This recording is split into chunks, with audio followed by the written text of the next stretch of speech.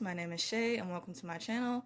Today I'll be reviewing Legacies Season 3, Episode 3, Salvatore the Musical. Don't forget to like, comment, and subscribe. Let's get it. The episode starts off with Hope in a room and she's talking to a therapist.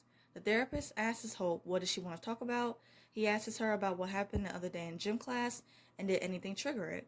It shows a flashback of the students in gym playing dodgeball and Hope throws the ball violently at Jed, knocking him down. And I mean, she threw it at him hard.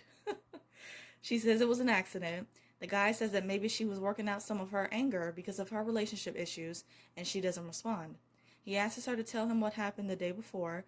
It shows a flashback of Hope overhearing the students talking badly about her father, Klaus. She is walking away and her anger is causing the books on the shelves to forcefully fall out.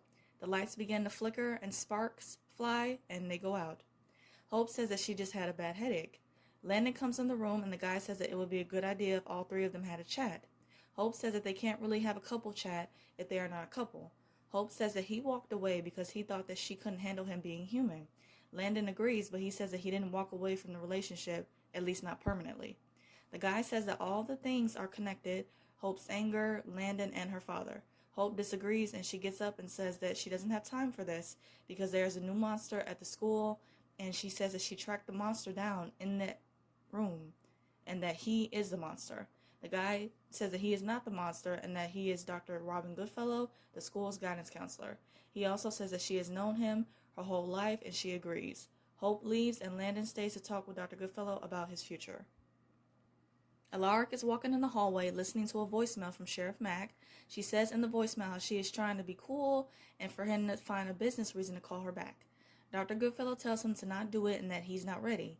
Alaric asks him who is he, and Dr. Goodfellow tells him he's one of his oldest friends and the school's guidance counselor. It seems to me in this moment that there is some type of mind compulsion going on, happening, like the same thing that happened with Hope in the previous scene. He tells him that it feels like it is a risky time to start something new. Alaric agrees and says that he just needs to focus on defeating the necromancer. Dr. Goodfellow tells him to take a much-needed break, and Alaric leaves. Hope is walking and she pulls down a flyer that reads Salvatore the Musical. She questions Landon about it, and Landon tells her that the musical is about the founding of the school. Robin told Landon that he is now, because he is human, to start thinking about colleges. He also told him that he's talented at writing music. He also says that the school needs a musical program for the accreditation board. Hope says that she doesn't sing in public and he asks for her help.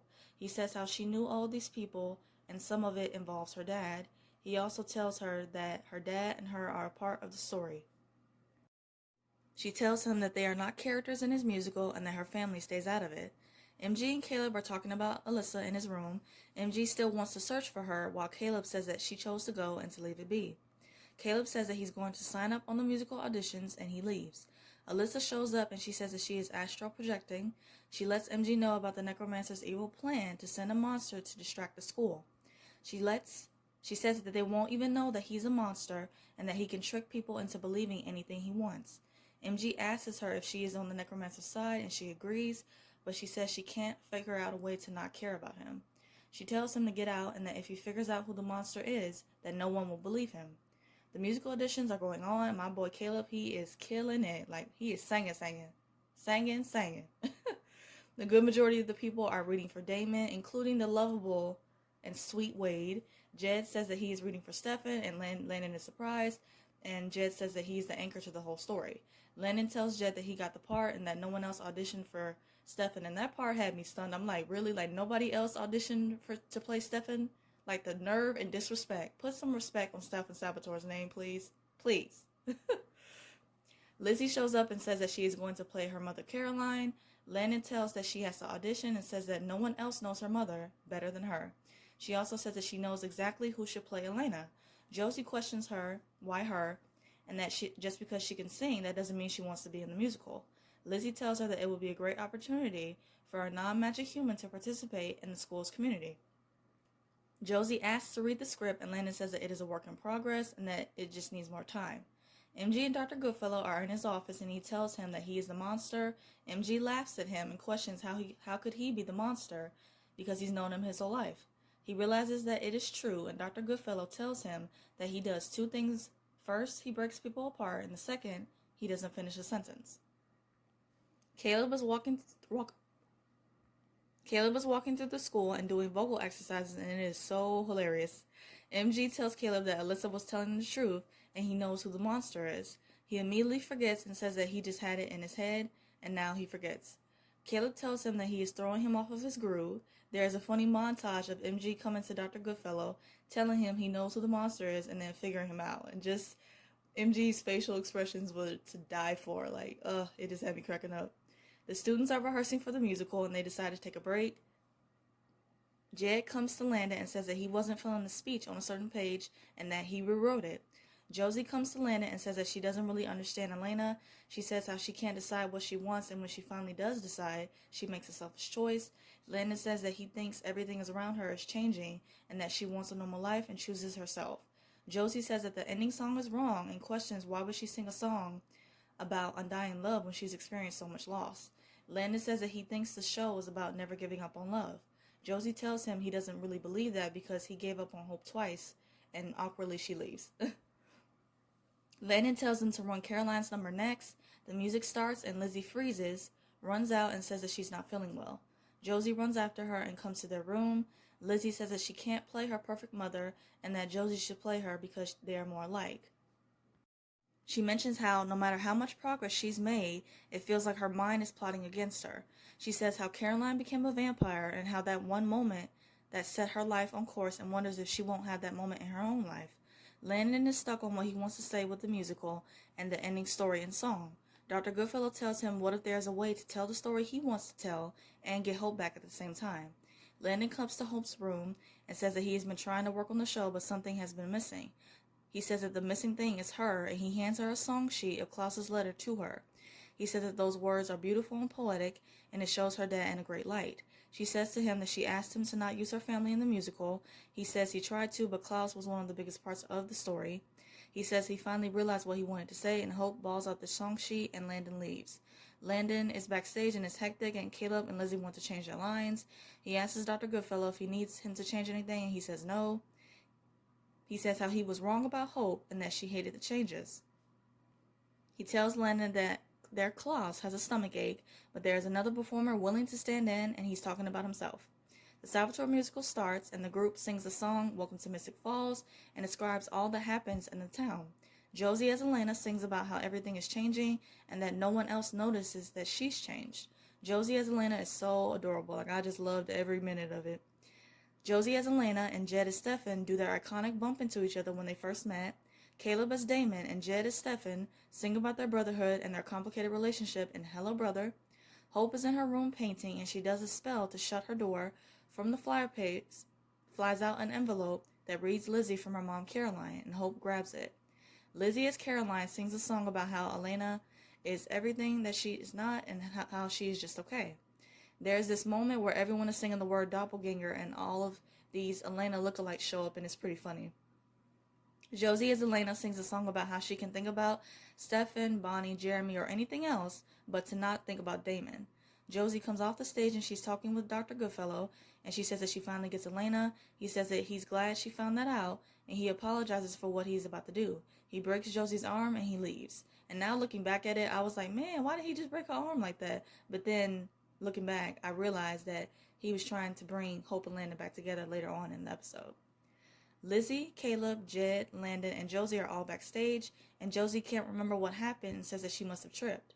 Landon says that they will put Elena in a sleep spell and tells Lizzie in the next scene to take all of her lines. Caleb says that he will definitely change some of the lines, and Landon snaps at him and says that they will say the lines as they are written, and it's just funny. Like, everybody's just looking at him funny, and they all just agree, like, okay, yeah, sure, we'll do it. It was just funny. Josie is in her room with the witch who is healing her arm. Jade is in the doorway and tells her that she needs to reset the bone. The witch leaves, and Jade offers to help her and sits on the bed. Dr. Goodfellow as Klaus and a little girl who is as Hope tells her that one day she will grow into an extraordinary woman. He tells her to continue the legacy of the Michelson name. He gives Lizzie as Caroline the check that will help fund the school. Lizzie comes backstage and Hope gives her the letter from her mom. Hope asks Dr. Goodfellow a question and to answer it like how her father would have answered. She asks him, is she doing enough, and is she the person he would have wanted her to be? He tells her that she is too hard on herself, and I agree, and that feeling pain and heartbreak means that she has done something wrong. He says that we lose people we love eventually, but feeling that loss means you have done something right. He says she has opened up her heart despite the risk, and that the legacy she will carry on. Especially in the beginning of the series, we saw that Hope was just very closed off and stuff, and then once she met Landon and started to make friends, she really started to open up herself to love and to just so many other things. So that has been really beautiful to see with Hope's character throughout the show. He says that he thinks she is ready for the grand finale of the musical. The final act of the musical is going on, where Caleb as Damon is asking Jed as Stefan, how could he be so stupid? Jed as Stefan replies, I just wanted to be more like you, brother. Lizzie as Caroline shows up, and Jed as Stefan apologizes and said that there was no other way. She tells him she understands why he did it and that she loves him.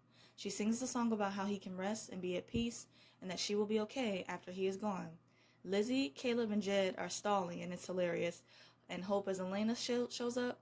Lizzie as Caroline says Elena came back and that she looks mighty different from previous. Hope as Elena says that she couldn't leave without saying goodbye.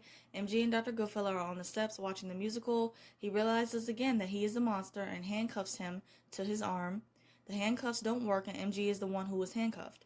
Dr. Goodfellow tells him the two things he does, breaks people apart and brings people together.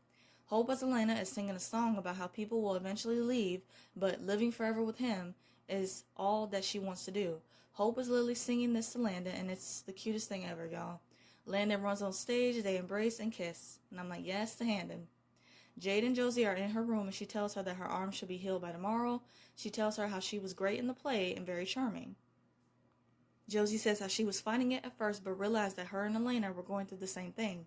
She says she has changed, but nothing around her has. And Jade suggests that maybe this is not the place for her anymore. She tells her that she should see what else is out there, and that is what she is planning to do. Jade says that the school is tied up into the person that she used to be, and she doesn't like it. She also says that she shouldn't, that her and Josie shouldn't be a thing because she's older than her and used to babysit her. Josie agrees that it's weird and says that if she is actually leaving, she would kick herself for not taking the chance to not kiss her for real, because the last time she was hopped up on black magic. They kiss, and it's a really cute and sweet moment. Alaric shows up at Sheriff Mac's house at night with a bouquet of flowers. He says that for a long time he told himself that he couldn't risk having a normal life. He says a friend asked him to think about what he was willing to take a risk. He says that she is worth the risk. We hear a voiceover of Caroline reading her letter to Lizzie. She says in the letter how when she was Lizzie's age, she felt like a mess. She says she was waiting for a better version of herself so her real life could start. She says becoming a vampire wasn't the only thing that changed everything. She says that change is a series of small moments that build up on each other like steps up the side of a mountain. She says her life isn't on hold until she figures everything out and that it is already happening. She says that Lizzie is already changing moment by moment and that there is nothing wrong with her. She says that her brain chemistry creates unique challenges for her, but she is not broken. She says she is growing and changing every day, and that it is beautiful to watch. And that part took me out. It was so emotional hearing Caroline's voice, and I was not expecting that. Hope and Landon are sitting by the dock at the lake, and they both apologize at the same time. He thanks her for saving the show, and he says he realized why he was so obsessed with it, and that the story is about learning how to say goodbye. He says that Raphael leaving has hit him harder than he expected. She comforts him and tells him that he was right about her dad being in the play. She says he made everyone see her dad in the way that she always saw him. MG and Dr. Goodfellow said that he really just makes up his plan as he goes along. He says that Malivore wanted him to cause chaos and distract them, but he couldn't help himself. MG says that he isn't much of a monster. Dr. Goodfellow says that the musical was a way of showing that monsters can be redeemed. He also says that the ones here at the school people have given up on can be redeemed as well, and tells MG that he will see him around. The necromancer stabs the guy and says that the soul exchange is consecrated. He says that with every life they take, they can draw a monster from the dark. He asks Alyssa has she secured him a vampire that will complete the triad spell, and MG shows up. He tells Alyssa to take his hand and that he will use his speed to get them out of there. She does the spell, and that knocks MG out, and he passes out on the floor. The episode ends with Alyssa saying, "Sure did with securing the vampire." I knew she was not to be trusted at all, and Alyssa, she just does more and more that just reminds me of why I do not like her character at all. To end this video, I'm going to do 3 quick things. First, my quick thoughts on the episode. I really enjoyed it. There's something that's just so warm and engaging about musicals, and I just love them so much.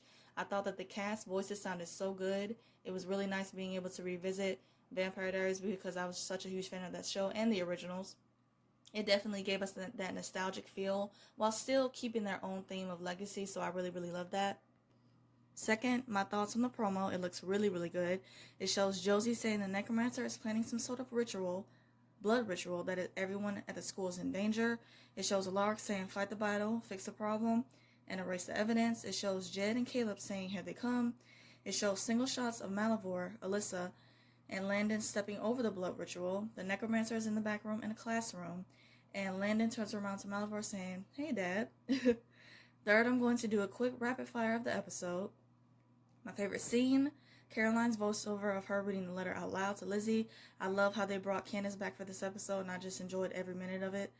Favorite quote, feeling lost means that you have done something right, and to carry on that legacy with you. I really appreciated that it was nice for once a monster that was looking out for the best interests of the students rather than causing chaos and just trying to literally kill them. So that was nice. Favorite duo, Jade and Josie. Their kiss was really cute and pure. Favorite look, Josie's pigtails were adorable. And my WTF moment again goes to Alyssa, tricking MG into helping her and then turning around and then using him. So wouldn't expect much from Alyssa because she does the most. I hope you guys enjoyed my review of Legacies. I review other shows like All American and Riverdale, and if those interest you, please check those videos out. Again, I would love for you guys to like, comment, and subscribe. Hope you guys have a great day, stay safe, and see you guys next week.